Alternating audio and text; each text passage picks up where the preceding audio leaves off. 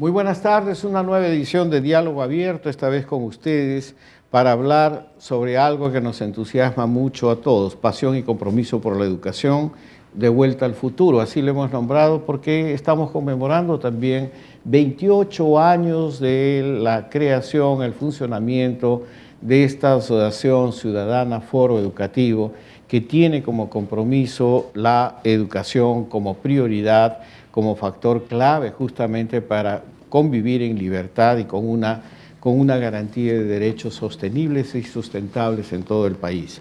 Últimamente Foro Educativo está participando en muchos frentes y está pues lanzando justamente, está promoviendo justamente la educación pública como derecho fundamental para todos los ciudadanos y para todos los niños.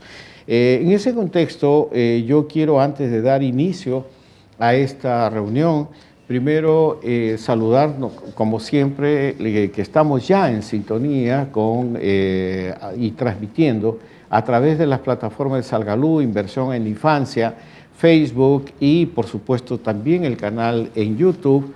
Y aunamos a esta transmisión el canal 18.1 de UCI Noticias, que a través de la red estamos también en contacto con Canal 1 de WinTV, Canal 516 de Claro, Canal 15 de Vez Cable Televisión, Canal 715 de Cable Más, y junto a ellos hay una lista enorme de estaciones que son asociadas a esta red de UCI, que nos da la posibilidad de tener este granito de arena, la franja de infancia en estos medios masivos de comunicación. Junto a esto, yo voy a leer la red de ANI, la Agencia de Noticias para la Infancia, cada vez se aúna más, y doy la bienvenida.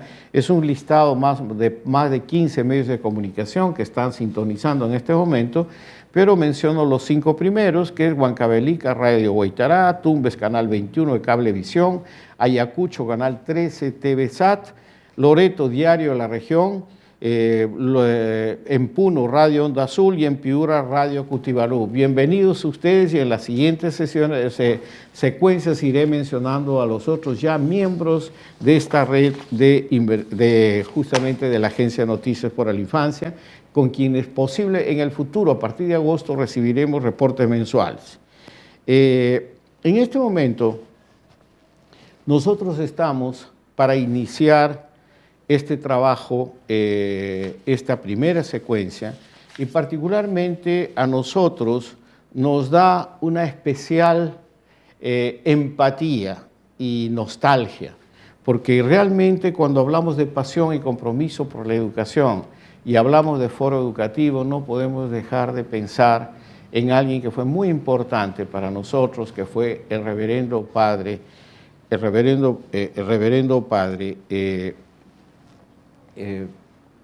se me cortó por la nostalgia que tengo, Ricardo Morales, a quien lo llevamos siempre en el corazón y que fue parte pues, de esta gran iniciativa de inversión en la infancia. El padre Morales puso su primer énfasis en la creación de Foro Educativo y fue uno de los grandes impulsores, junto con el hermano Pepe Rivero, para poder llevar adelante esta iniciativa ciudadana junto con el padre Gastón Garaté y todos los que estamos sobre inversión en la infancia como factor clave para la erradicación de la pobreza. Pensamos que la idea de tener el día de hoy, conmemorando 28 años del Foro Educativo, y de recordar esa pasión y compromiso, no está de más pues, recordar las palabras del padre Ricardo Morales, a quien los hacemos ver en su mensaje sobre la primera infancia. Adelante, por favor, Jimmy. Me dicen que había un orden, les pido mil disculpas. Entonces, vamos primero, hablando de Foro Educativo, empecemos por la encuesta que hemos hecho con la directora de Foro Educativo, la señora Nelly Klaus, la señora Gloria Helfer, y también al presidente del Consejo Nacional de Educación, César Guadalupe, sobre justamente la importancia de estos 28 años de Foro Educativo y lo que esto significa y cuáles son los desafíos que nos vienen inmediatamente. Y enseguida después veremos justamente las palabras del padre Ricardo Morales y de Pepe Rivero. Adelante, por favor.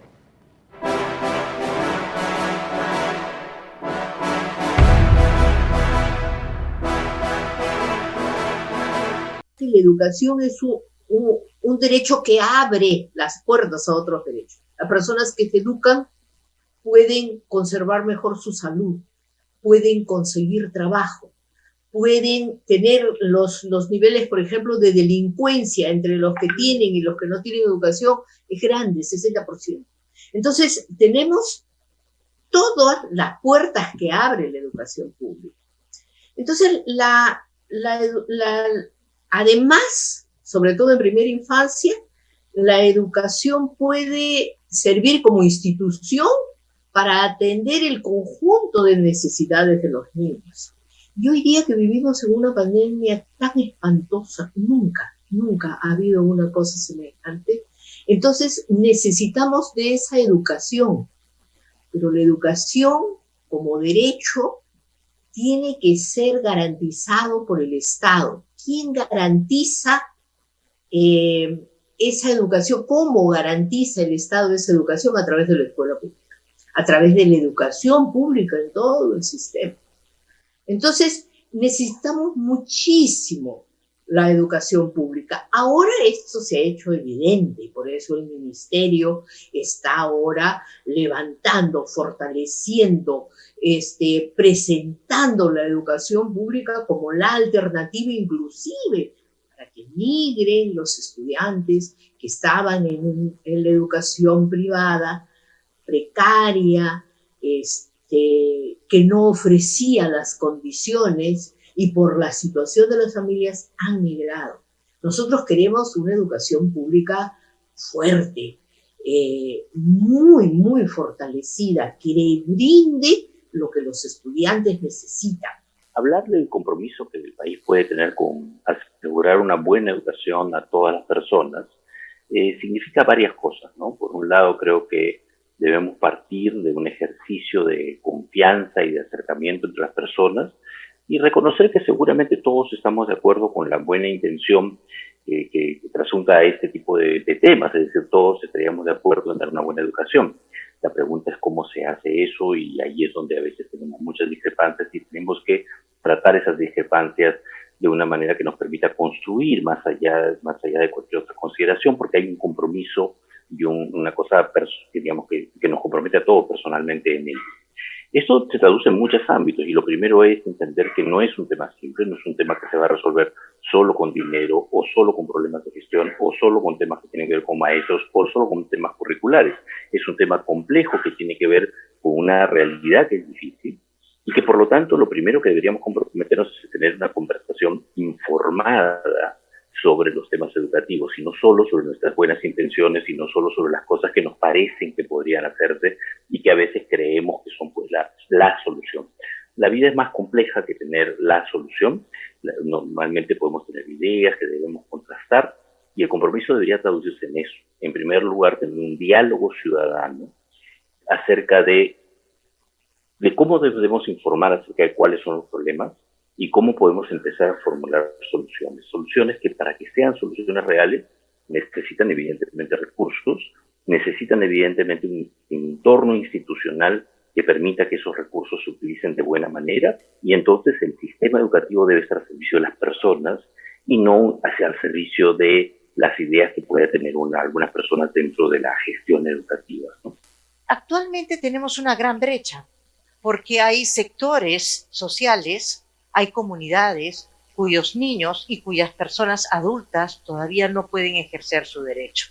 Tenemos una gran diferencia entre lo que se brinda como servicio en la sierra o en la selva, en lugares donde los servicios son bastante reducidos. Por ejemplo, hoy con la pandemia se pone muy en evidente las carencias en torno a la electricidad, a acceso a la internet, la conectividad, que son dos brechas gigantescas. Tenemos también una gran brecha con los adolescentes. Muchos adolescentes ya no terminan su educación básica, sino que salen a asumir responsabilidades laborales, a asumir responsabilidades económicas con su familia. Esperemos que esto pueda ser revertido si es que fortalecemos la educación pública y la hacemos pertinente para las necesidades de desarrollo integral de las personas y que puedan aportar a sus comunidades con el trabajo. Recordar a Ricardo Morales es para nosotros muy importante. Acabamos de cumplir 28 años de existencia del Foro Educativo en el Perú, siempre bregando por la educación que el Perú requiere, la educación que el Perú necesita.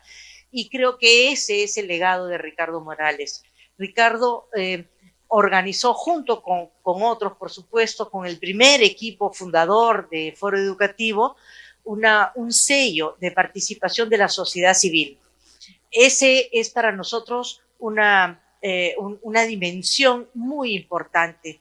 Tenemos 28 años de sociedad civil pensando en la educación como un factor esencial del desarrollo del país, de la gestación de una ciudadanía activa, de apoyo a la democracia, la educación como mecanismo de formación de democracia y de ciudadanía, y a la vez como un derecho humano, como un fin en sí mismo.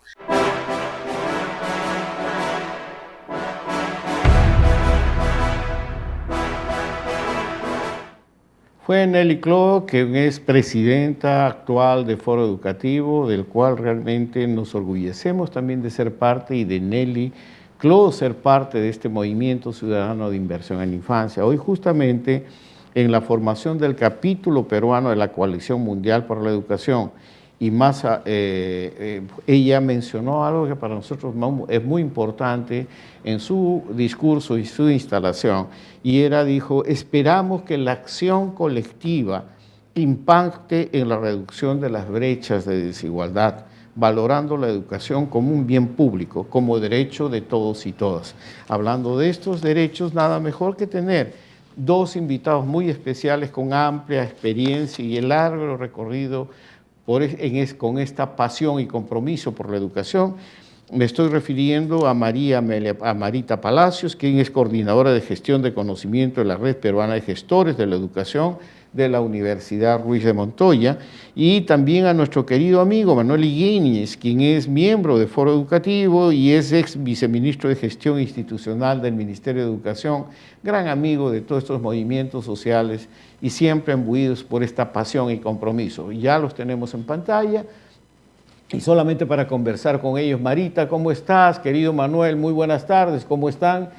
Yo quiero, en primer lugar, muy breve, pero ¿cómo nos aunamos a este compromiso cómo manifestamos esta pasión y compromiso por la educación que nos parte de Foro en esta coyuntura actual? Muy bien, Marita, a ver. Empiezo yo. Empiezas Gracias. tú, claro que sí.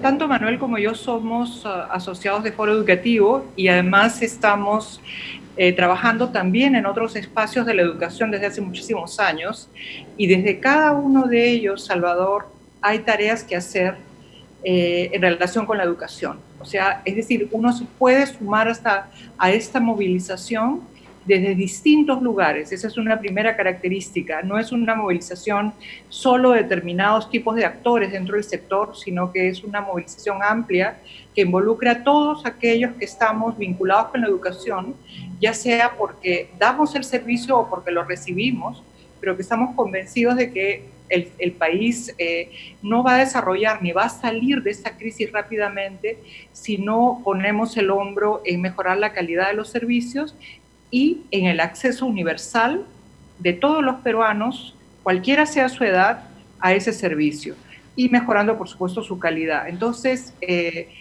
podemos tener diferentes entradas. El asunto es estar convencidos de que necesitamos hacer un esfuerzo colectivo y conjunto, articulado entre actores de todo tipo, para poder salir de esta crisis y de esta crisis humanitaria, dentro de la cual la educación es una parte, ¿no?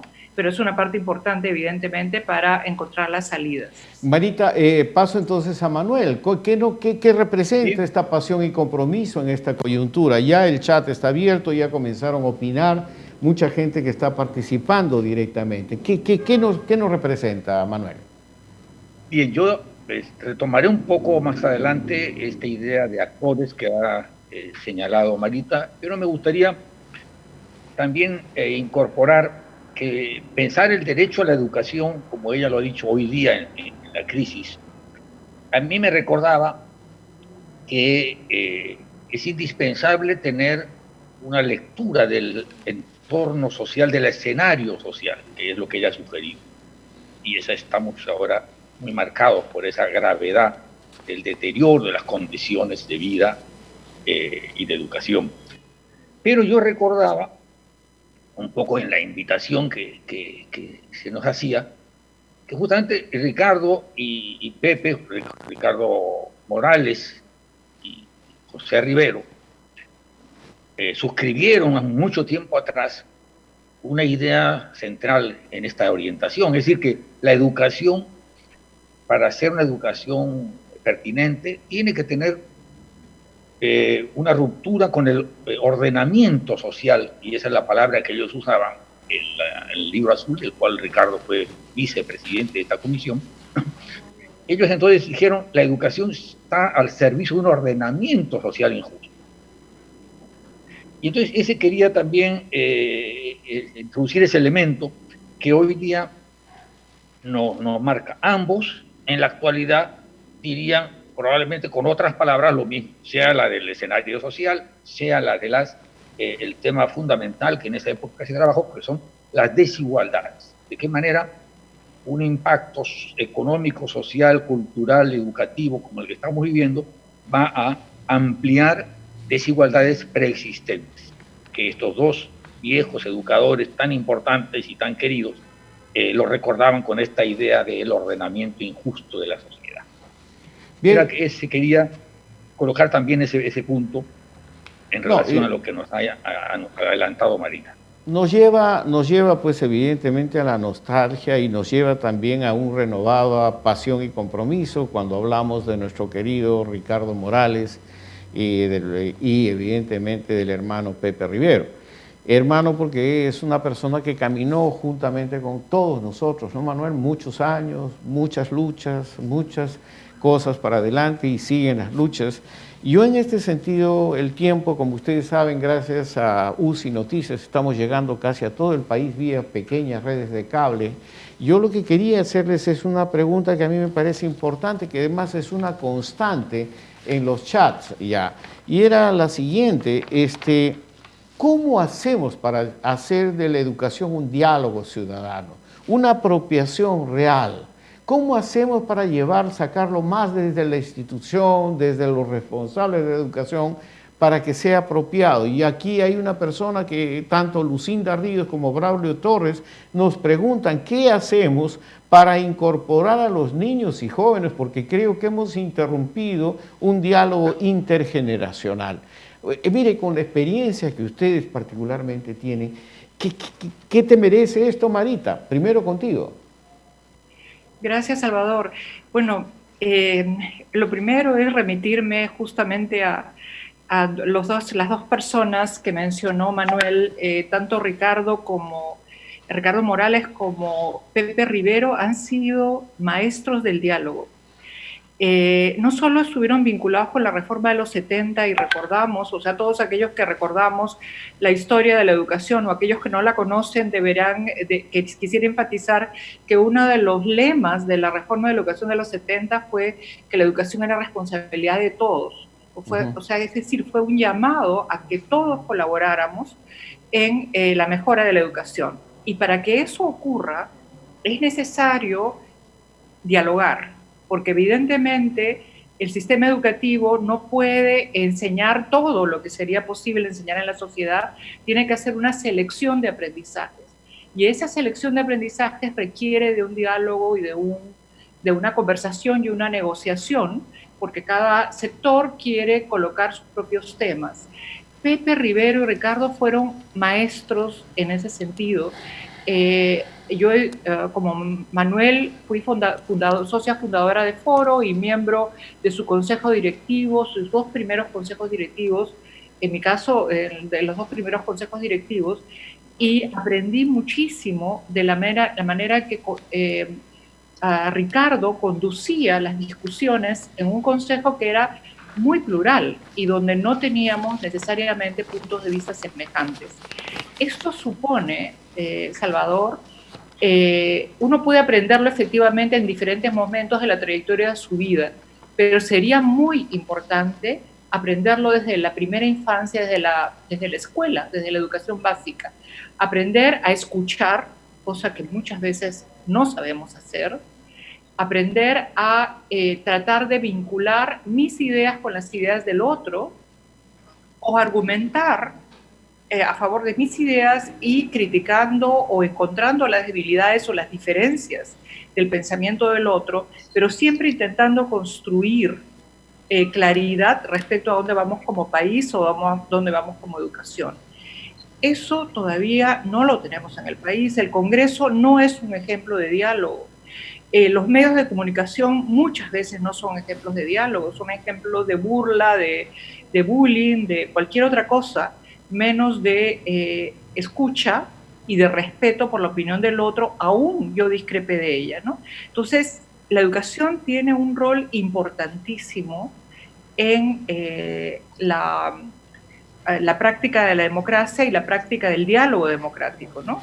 Entonces, bien, ahí tenemos una tarea, los docentes, todos, nosotros los docentes tenemos una tarea sobre todo ahora, Marita, claro, sobre todo ahora, Marita, que estamos lanzando nuevamente el proyecto educativo nacional. El otro día yo conversaba con César Guadalupe, decía, tenemos que sacarlo a la calle, estamos hablando, la pandemia ha desnudado la necesidad de las comunidades educativas, de la escuela del barrio, pero si esto no es apropiado por los actores, es muy difícil que hagamos retórica desde el púlpito, ¿no? Entonces yo creo que tenemos que ver cómo realmente transformar en estos diálogos ciudadanos como práctica del discurso. ¿Qué opinas tú, Manuel? Mira, el elemento indispensable para un proyecto educativo vinculante es la participación de la sociedad en su formulación y su vigilancia. Eso no solamente se ha planteado para elaborar los proyectos educativos nacionales en el caso del 2021 o del año 2007 y ahora. Es una convicción de los 2 amigos que hemos mencionado, claramente expresados en sus participaciones de muchos años, y que reflejó un espíritu de apertura, porque justamente ellos que fueron artífices de la reforma educativa, que fue un aporte del Perú, que fue una elaboración propia. Claro, ante eso uno puede fijarse y decir, esto es tan bueno, tan interesante, que yo ahí me quedo. No, ninguno se quedó, porque los 2, como ha recordado bien Marita en cuanto a la argumentación de fondo, eran conscientes de que ahora había que hacer un acuerdo. Y mientras Pepe Rivero trabajaba con UNESCO y los ministros para llegar a los acuerdos nacionales en educación, Ricardo fue actor muy directo, no solamente de la consulta nacional, sino también en el acuerdo nacional de la propuesta para el profesorado, del Pacto Social de Compromiso Recíproco. Y en Foro Educativo, como ha recordado Marita, tuvimos actividades conjuntas con el IPAE, por ejemplo, en temas de pensar la educación. En consecuencia, el tema que tú planteas tiene esa cara de necesaria participación social, pero como también se ha sugerido un tema muy fundamental, como es del diálogo intergeneracional, yo tengo la profunda sensación, que la tengo muy metida, de que nunca tantos en el mundo, y además todas las generaciones en simultáneo, estamos viviendo un momento emocionalmente extraordinario, grave, de encuentro, de relaciones, de desencuentros. Este confinamiento al que hemos estado, sobre todo en los primeros meses, obligados todos, ha sido una experiencia común que nos va a acompañar siempre. Claro, a los más jóvenes, porque tú has hablado de intergeneracional, le va a acompañar muchas décadas, a nosotros unas pocas décadas, ¿no? Pero todos estamos unidos y en consecuencia eso es un elemento de diálogo a futuro, bueno, presente y a futuro, ¿no? Esta idea de la educación como diálogo entre sectores sociales distintos, culturales distintos y también generaciones distintas. Entonces yo creo que las convicciones se alimentan con esta experiencia tan intensa que es común. Yo sé también que para enfrentar esta situación que conocemos, no todos tienen los mismos recursos, pero también hay que reconocer que el hecho de este confinamiento ha sido en un momento casi universal, ¿no? Casi de todos. Sí. Y en consecuencia es una experiencia de todos. Lo digo porque va a nutrir esta idea del intercambio, la vivencia, la comunicación. Educación y comunicación casi son lo mismo, son hermanas, y me parece fundamental. Y en ese sentido, para terminar, es que justamente Pepe recordaba que las TIC están vinculadas a la interacción, y la interacción mayor es la de maestro-alumno, decía él, o hablaba él de una educación conversacional. Y eso es lo que estamos ahora teniendo entre manos, con el apoyo de esta vivencia intensa, común, entre las generaciones, así como también entre todos los peruanos. Por más, como digo, que no todos tenemos las mismas condiciones para enfrentar una situación difícil, ¿no? Ahora que estamos, Manuel, ahora que Marita, muy rápidamente, porque el tiempo, como sabe, nos gana, muy rápidamente, si pudiéramos ser muy reducido, evidentemente siempre educación necesitará más recursos, siempre tendremos más recursos, pero ya hemos tenido esta discusión previa. ¿Es más recursos para hacer más de lo mismo o realmente hay la necesidad de revisar y reexaminar todo lo que hemos hablado aquí, todo lo que se está promoviendo para realmente generar una escuela pública de calidad o una escuela o una educación de calidad que abarque a todos los peruanos? Porque una cosa es la escuela en Lima o en algunas capitales, regiones, y otra cosa es lo que estamos viendo al interior.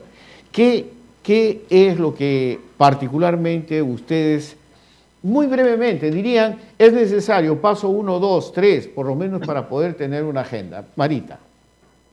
Sí, gracias, Salvador. Bueno, mi primer punto sería el abatimiento de las desigualdades. No vamos a lograr mucho si es que mantenemos las brechas que ya existían desde antes y que ahora se van a profundizar. Entonces hay que atender a las poblaciones más vulnerables, hay que dar condiciones mínimas de calidad a las escuelas, a todos los territorios, para que cualquiera sea la edad del estudiante pueda acceder a esas condiciones y por lo tanto aprender. En tercer lugar, o sea, además de condiciones, de brechas, atender primero las brechas y luego dar condiciones para aprender. Lo tercero es que evidentemente vamos a tener que hacer una priorización en los aprendizajes. Es fundamental ponernos de acuerdo, y ahí volvemos al tema del diálogo y al acuerdo nacional, sobre cuáles son los asuntos, las competencias, los aprendizajes, diría yo, importantes de enfatizar, digamos, en el próximo tiempo, desde hoy hasta el futuro. Muchas gracias. Evidentemente no puede volver, con esto termino, Salvador, no puede volver a ser la misma. Vamos a llegar a una escuela distinta y vamos a tener que hacer una escuela distinta también. Sobre eso podríamos hablar mucho, pero ahí me quedo. No, gracias. Y vamos a crear más espacios para dialogar sobre estos temas, Manuel. Yo creo que estamos abriendo la brecha, pero siempre en la perspectiva de un diálogo ciudadano. Tu opinión y tu mensaje, Manuel, por favor. Yo estoy coincidiendo mucho con esta preocupación que tenemos en Foro sobre la educación pública. ¿Por qué? Porque el Estado no puede cumplir su rol supervisor, organizador. Parece que tenemos una pequeña problema. Sí. Ya no solamente tenemos que hay escuelas que no cubren con los privadas, con los requerimientos económicos mínimos, lo que se llaman las escuelas de bajo costo. La educación cuesta, pues, eso está más como la salud, ¿no? Pero lo que sí necesitamos estar convencidos es que el rol del Estado, que no debe ser de copar toda la educación, de desaparecer la educación privada que es de servicio, pero sí él mismo tiene que tener una política de evitar la segmentación. Y tenemos desde la escuela a distancia que algunos ofrecen en este momento para algunos estudiantes, una escuela semipresencial, o el COAR, como es en el otro extremo. Yo creo que hay que ser conscientes de que la calidad de la escuela que el Estado ofrece, la calidad de la escuela pública, es el mejor instrumento para enfrentar la desigualdad. Que la escuela pública sea una opción y no solamente sea una resignación.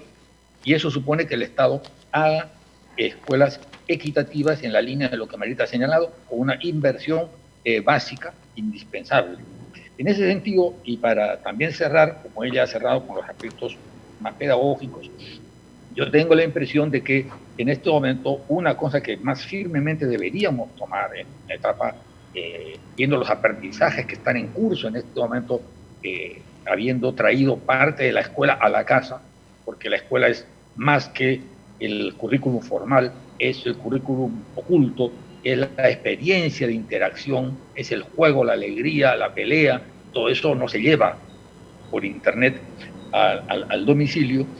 Sí, yo insistiría en la importancia de los aprendizajes que llamamos transversales, los temas transversales, porque son temas que me vinculan juntamente al contexto.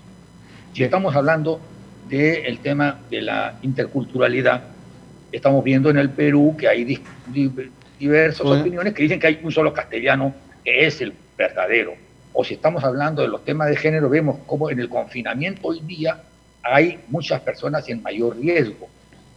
Son aprendizajes, entonces, que tienen que ver con esto que llamamos enfoques transversales, que me ayudan a comprender el entorno, el contexto, o como yo había dicho al comienzo, el escenario en el cual estamos aprendiendo.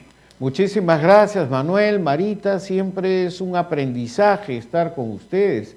Y realmente mi promesa es seguir abriendo estos espacios, porque creo que debemos que hacer un diálogo, una educación con diálogo público, intercambiar ideas con diferentes sectores.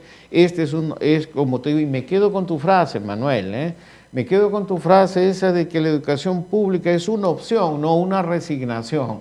Creo que nada mejor para llegar a la gente tratando de poner este chip en la cabeza. Es una opción, y una opción de combate a la desigualdad y combate a la inequidad. Yo los invito ahora a ustedes agradeciéndoles, invito a todos ustedes, pues hemos hablado tanto, y Peregrina Morgan me dice, ¿a qué hora? ¿A qué hora vamos a tener al maestro? ¿A qué hora? Reconociendo Peregrina Morgan, a la cual yo le tengo tanto aprecio, tanto cariño y admiración por lo que ella ha significado en mi reentre también a Foro Educativo. Recuerdo tanto esos momentos, pero ella me reclama, queremos ver al padre Ricardo Morales, y yo les ofrezco a ustedes revisitar el mensaje del padre Ricardo Morales por invertir en la infancia como factor clave para la erradicación de la pobreza. Muchísimas gracias. Entonces veamos al padre Ricardo Morales, por favor.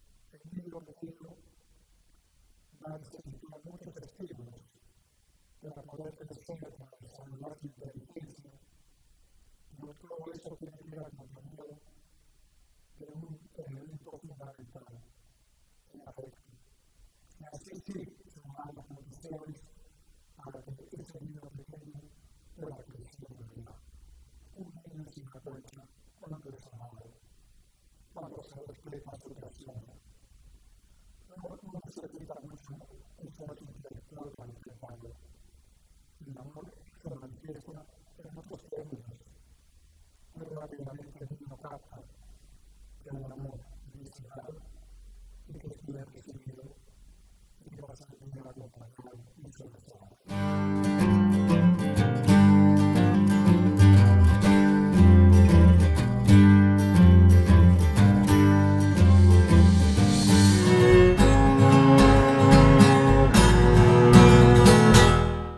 ¿Qué recuerdos del padre Ricardo Morales? Que realmente, como dicen los brasileños, qué saudades marcas y cómo nos marcaste desde los años 70 con la reforma educativa y justamente caminamos juntos, junto con Pepe Rivero, y a quien yo en este momento quiero también recordarlo como ya me están pidiendo por el chat. No solamente peregrinas, sino mucha gente. Veamos a nuestro querido hermano Pepe Rivero, también Premio Nacional de Infancia. Adelante, Jimmy, por favor.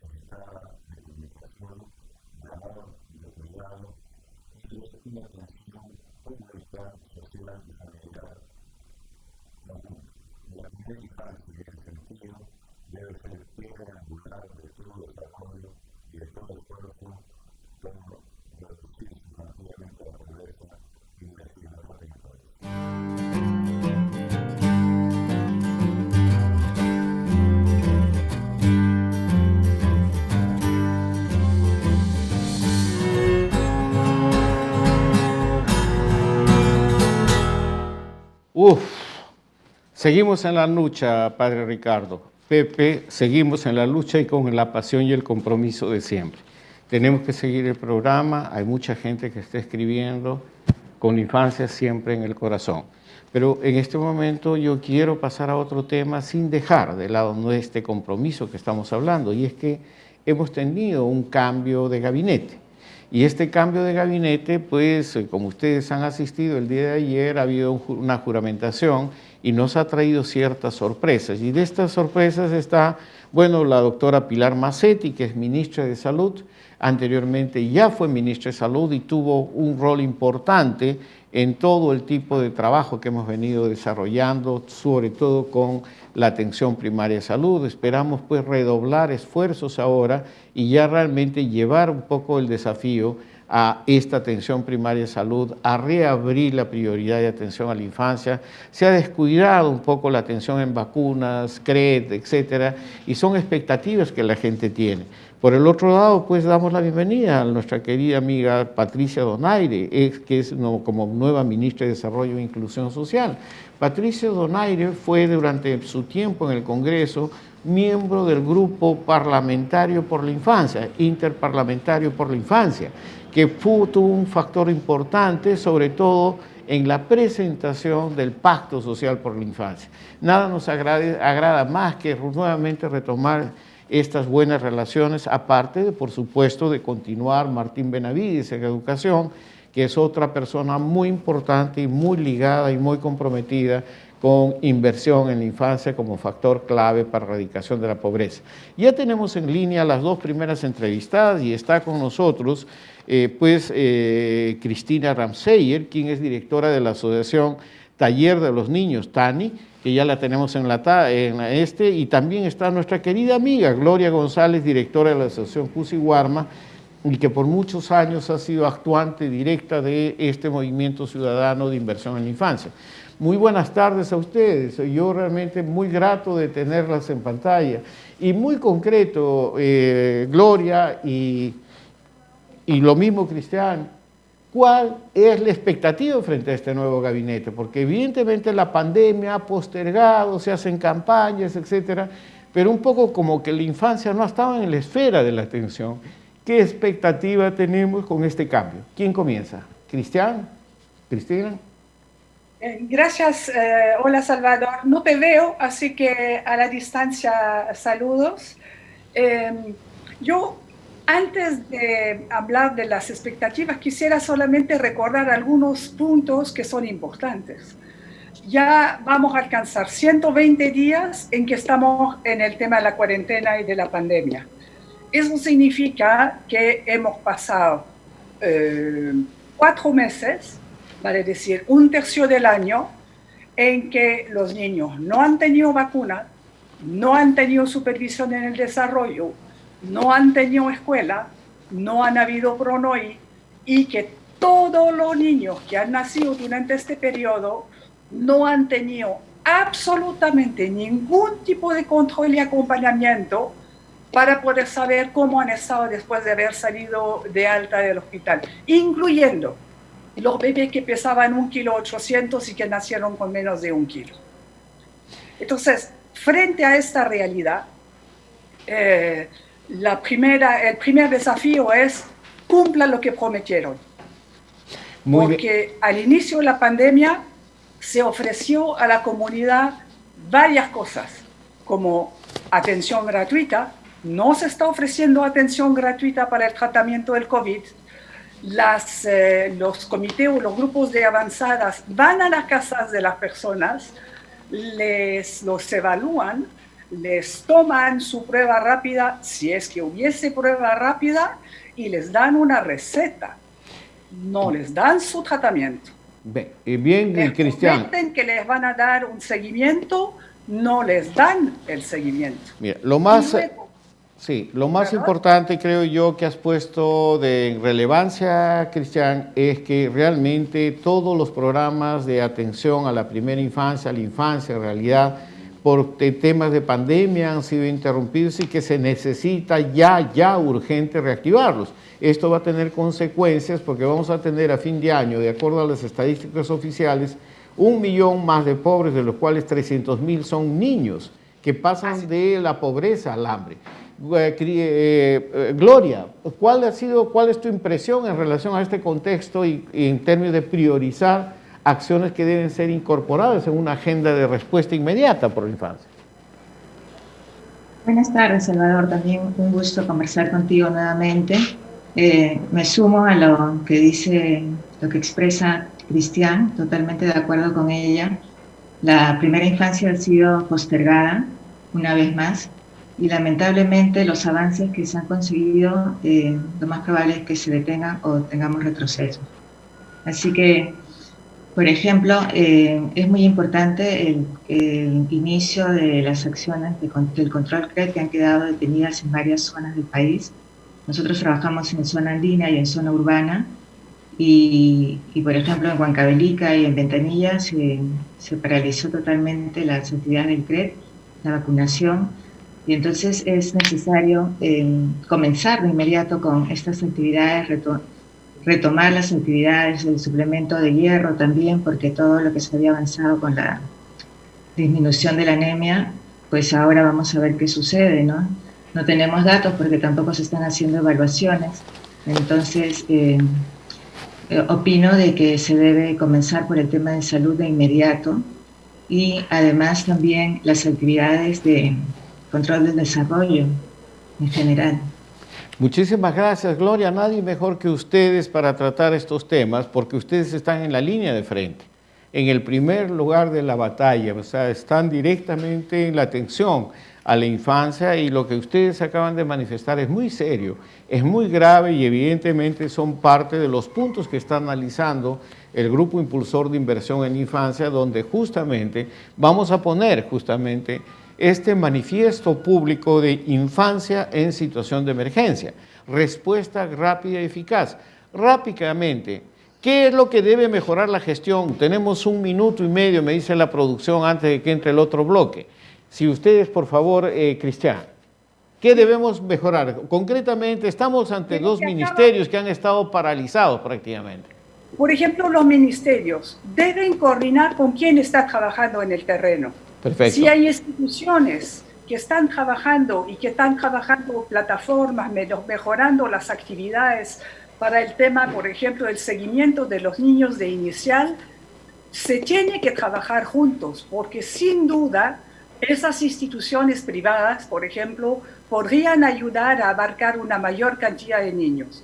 No lo está diciendo el ministerio, pero por el seguimiento que nosotros hemos visto, al menos 1/3 de los niños que nosotros vemos en la comunidad no está mirando, aprendiendo en casa y tienen edad de educación inicial. Y decir que pasarán de oficio a primaria no es suficiente, porque ya son oportunidades perdidas. Perfecto, Cristian. Yo creo que el mensaje muy concreto, muy claro. Gloria, en ese contexto. Igual, ¿no? El tema de educación desde la primera infancia, trabajar en todo lo que se refiere al desarrollo, a promover el desarrollo de los niños, y también todas las acciones relacionadas a la lucha contra la desnutrición y anemia que se han paralizado. Me parece clave para poder sentar las bases del desarrollo de las personas y del país, de las comunidades que están más afectadas por la pobreza, ¿no?, que conlleva esta pandemia. Muchísimas gracias, Cristian, y lo mismo a ti, Gloria. Yo creo que han puesto el punto en la I, directo al grano. No es un problema de recursos, es un problema de gestión eficiente y de priorización de esto, y por el otro lado de abrir el diálogo, incorporar a la gente para poder hacer realmente una corresponsabilidad de todos la lucha contra esta pandemia y lo que están pasando nuestros niños. Les agradezco muchísimo, Cristian, y como siempre también a ti, Gloria, por este momento, y seguiremos trabajando juntos. Les doy un abrazo. Muchísimas gracias. Gracias. Un abrazo. Bien, ya estamos nuevamente pues ya listos. Vamos a un corte y volvemos inmediatamente con la consulta que tendremos en este momento al ingeniero Salomón Lerner y Ariel Frisancho, miembros del Grupo Directivo de Inversión en la Infancia, sobre esto, específicamente sobre estas prioridades. Vamos al corte y volvemos inmediatamente.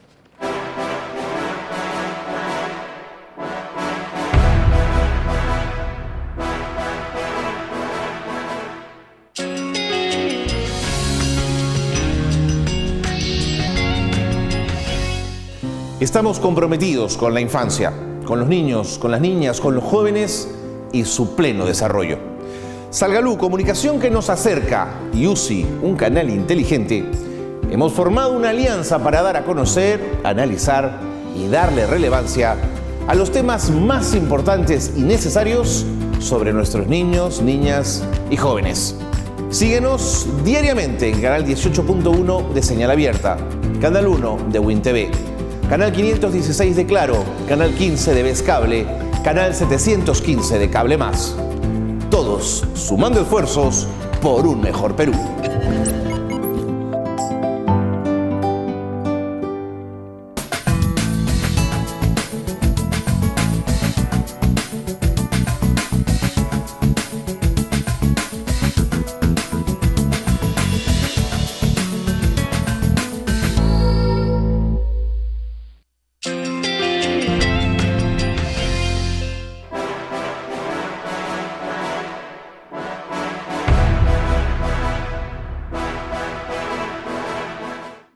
Bien, ya estamos nuevamente de retorno con Diálogo Abierto, ya preparando la última parte del programa, que queremos escuchar la opinión justamente del ingeniero Salomón Lerner y del doctor Ariel Frisancho, que son miembros del Grupo Directivo de Inversión en la Infancia. Hay un cambio de gabinete, hay nuevas perspectivas y hay una agenda que no se ha estado cumpliendo por la infancia. Y en ese contexto, tanto Cristian Ramseyer como Gloria González, han logrado pues justamente poner un poco de manifiesto. Está en cierta forma paralizada la atención a la primera infancia en términos de vacunas, en términos de control de crecimiento y desarrollo, en términos de atención a anemia, en términos a todo ese tipo de cosas. Entonces, ¿qué es lo que podemos tener de expectativa con relación a este gabinete y qué les podemos y debemos pedir? Esta es un poco la idea. El Grupo Impulsor de Inversión en la Infancia está dialogando esto y tenemos estos 10 minutos para poder dialogar con ellos rápidamente, conociendo al ingeniero Lerner, que es muy directo al grano, y lo mismo Ariel. Por favor, ¿qué es esta nueva coyuntura que nos permite, queridos amigos? Buenas tardes. Quizás comenzamos contigo, Salomón. Sí, buenas tardes. Gracias por esta oportunidad, Salvador. Bueno, creo que lo más importante es una nueva oxigenación a un gabinete que ya estaba, digamos, cargando un peso específico, sobre todo el trabajo en los momentos de pandemia, algunos antes de ellos, y esto es una manifestación de una situación política que el presidente entendió perfectamente, de reforzar y de poder oxigenar el gabinete. Creo que hay tareas fundamentales en relación a lo que se espera en estos próximos 8 meses de gobierno de este gabinete. Digo 8 meses porque probablemente las elecciones tendrán que ser en abril, como ya se han declarado, y será pues el término para la labor que puedan ellos ejercer con mayor fuerza los primeros 8 meses de este gabinete. Creo que nos enfrentamos, y nosotros aquí en Inversión por la Infancia, en una problemática muy importante, un presupuesto que se va a discutir a partir ya de estas semanas y que debe ser aprobado al final de agosto, y en la cual pues las tareas fundamentales para tratar de paliar las necesidades de lo que está ocurriendo es el asunto del agua, acceso universal del agua, 2 millones de personas que no tienen acceso y que han dificultado muchas veces las posibilidades del mantenimiento de una lucha contra la pandemia en forma eficaz. Creo que una salud que debe estar centrada en una atención primaria, que no lo hemos podido tener por la precariedad del sistema público de salud, y que hay que ponerlo en cada punto del territorio nacional, no solamente centralizado en Lima, sino en cada punto del territorio nacional. Y una seguridad alimentaria que es una alimentación popular, redes de comedores articuladas a pequeños productores, y que deben tener pues la facilidad de que ese déficit calórico que hoy día tiene en la nutrición el pueblo peruano pueda ser recuperado. Muy difícil, pero es una forma de intentarlo. Por último, yo creo de que el problema fundamental nuestro, que es anemia y que es de nutrición, pues sí, los índices que nos pronostican va a ser un avance de anemia, hoy día 42%, que puede llegar hasta 52, 55%, y desde nutrición de 10 puntos, que eso subiría del 12 al 22%. Temas muy álgidos que este gabinete tiene que enfrentar y tiene que dar un nuevo tipo de ruta y de presupuesto para que se puedan en los próximos meses tratar de luchar contra estas dificultades que van a sufrir los más necesitados en el país. Gracias, Salomón. En otras palabras, estamos hablando de una estrategia clara de incidencia y de respuesta y de gestión efectiva. En realidad no tiene mucho tiempo, o sea, son 8 meses claros que nos encuentran en un panorama muy serio, como lo ha denunciado Cristian Ramseyer y Gloria González. Se han interrumpido muchos servicios de atención a la infancia. Doctor Ariel Frisancho. Hola, Salomón, muy buenas tardes con los televidentes. Hola, Salvador. Yo lo que creo es que se abre una oportunidad para mejorar varias cosas. La doctora, en el sector salud, la doctora Pilar Macetti ha sido ministra de Salud, realizó una buena gestión, conoce el sector por dentro, conoce la atención de salud desde la atención hospitalaria y el propio sistema. A mí me llamaba mucho la atención, y voy a mencionar 5 puntos rápidamente. Me ha llamado mucho la atención que hoy día en 5 medios nacionales de comunicación se le ha dado la bienvenida resaltando su sinceridad, su franqueza, su honestidad. Estas son palabras textuales de varios comentaristas. Un toque de realidad Y yo lo que creo es que, en primer lugar, esperamos eso. Creo que la población no quiere discursos triunfalistas. Quiere, y esto es todo un reto para cualquier funcionario o de Estado, un reconocimiento sincero de cuáles son las brechas internas que se están teniendo, pero también cómo es que se les va a abordar. En el agua, que mencionaba Salomón con mucha razón, no basta decir que esta es una deuda histórica de varios años con la sociedad. Queremos saber qué es lo que se va a hacer para dotar de agua a las personas que más lo necesitan, frente al tema nutricional igual, frente al abordaje de primer nivel de atención que hoy todos reconocemos se ha retomado de manera un poco tardía, exactamente cuál es el plan, cuál es el rol de la ciudadanía, cuál es la articulación que se va a dar con los actores locales. Esto obviamente requiere recursos y nos trae al discurso del presupuesto. Yo quiero pensar que el gabinete presidido por el presidente del Consejo de Ministros va a hacer suya la propuesta de una mayor atención a los sectores sociales, educación, salud. Esto se tiene que graficar en un mayor presupuesto, pero también se tiene que graficar, como lo decía ayer la doctora Massetti en su discurso de asunción del mando, en una mejor gestión. Ella lo graficaba como la demora de un documento puede significar la pérdida de muchísimas vidas.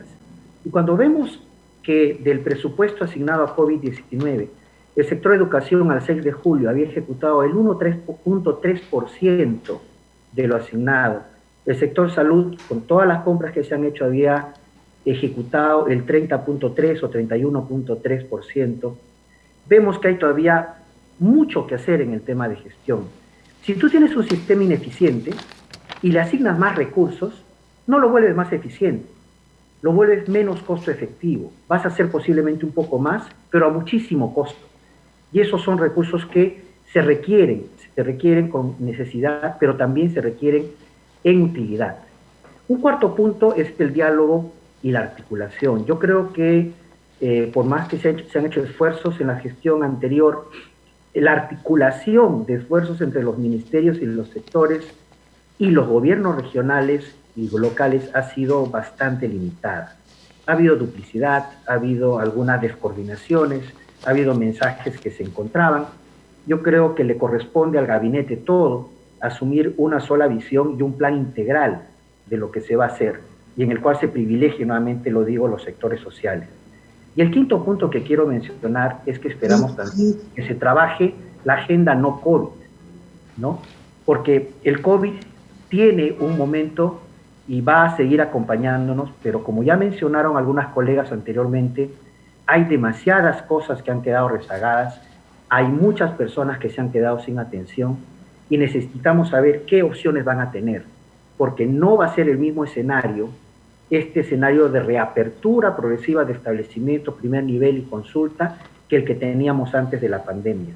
Entonces necesitamos un diseño adecuado y para ello justamente necesitamos un mayor diálogo con los actores locales, un mayor diálogo con los actores sociales, porque a veces pareciera que no hay una adecuada retroalimentación de cómo es que buenas estrategias están teniendo problemas para funcionar debido a la diversidad de nuestro contexto. Mira, nosotros tenemos una pandemia que se está desarrollando en territorios distintos, con realidades distintas y que requieren respuestas muy adecuadas a cada población. Bien, yo te agradezco mucho. Factor tiempo, como sabes, han sido muy directo al grano, Salomón, lo mismo Ariel.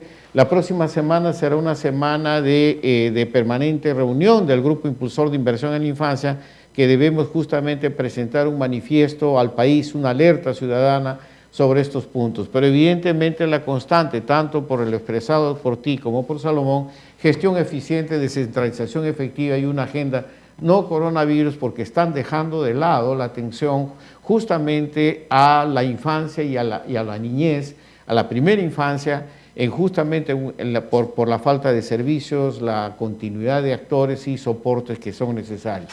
Les agradezco infinitamente. Diálogo y democracia. Diálogo y democracia.